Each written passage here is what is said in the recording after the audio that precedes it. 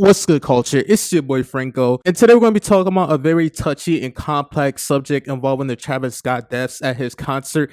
And before I go any further, I just want to say I saw this coming from a mile away, because even before the concert started, we already had niggas stampeding through the door and acting very ignorant. Just take a look at this clip.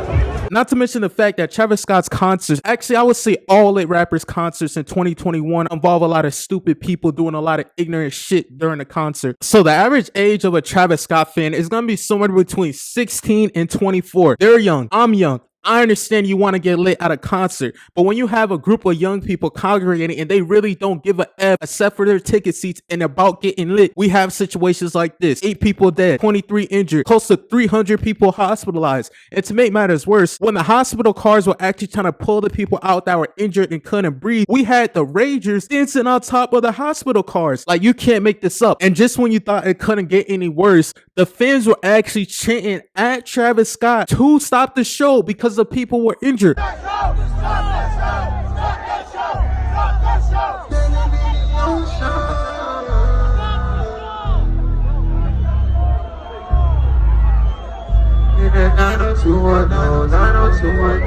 I don't know if Travis Scott couldn't hear them. I don't know if he couldn't see them, but I'm gonna give him the benefit of the doubt in this situation, because I honestly believe he was just trying to perform. And later on in the show, he did eventually stop the show. What the fuck is that?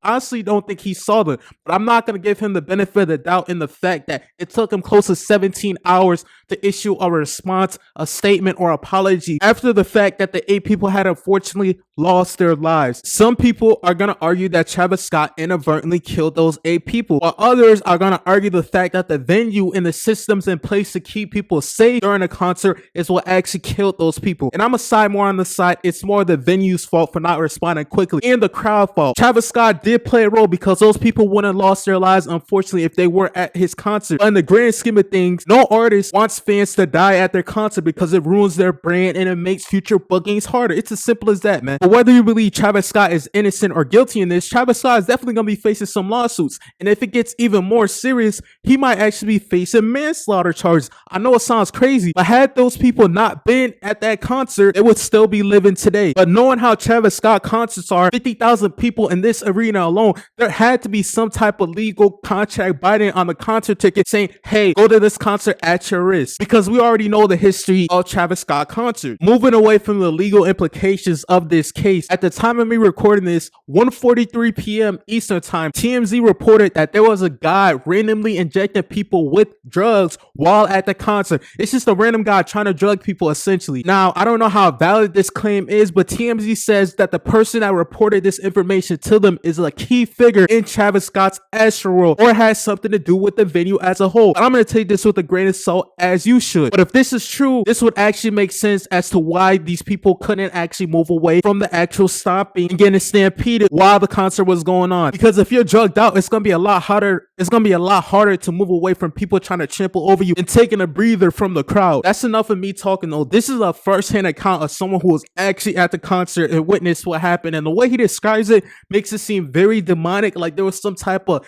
satanic ritual going on. I don't know why he describes it like that, but I'm gonna let him speak. You couldn't breathe. You couldn't see. Like, just imagine all the people they're gonna find tonight who was in that crowd, who nobody could see, who nobody could hear, who passed out, and everybody was just trampling on top of them the whole fucking concert. Like, I'm thinking it's probably gonna be like at least 100 people who dead tonight. Like, I kid you not. Like, in the VIP section, it was so many bodies laid out. People was getting pulled out who was fainted. and the medics were trying to give them CPR, and they was flipping them over, and like they was literally turning black and blue. Like I never seen death in my fucking life, bro. Just by me alone, it was probably like 10 fucking people laid out dead. And like once the medics tried to help them, they wasn't responding. They moved to the next person. It was nothing they could have do. Like this shit really fucked me up and like really spooked me tonight. Like that was like some demonic shit. Like, and what was so crazy, like people were screaming help, trying to tell Travis Scott. They was like help. The whole crowd was just going like help, help, help. And he just kept going, bro. That's pretty much all there is to this video. God rest those 8 people's souls. If there's any more information, I'll definitely keep you guys updated. Have a good one. Stay blessed. I'm out. Deuces.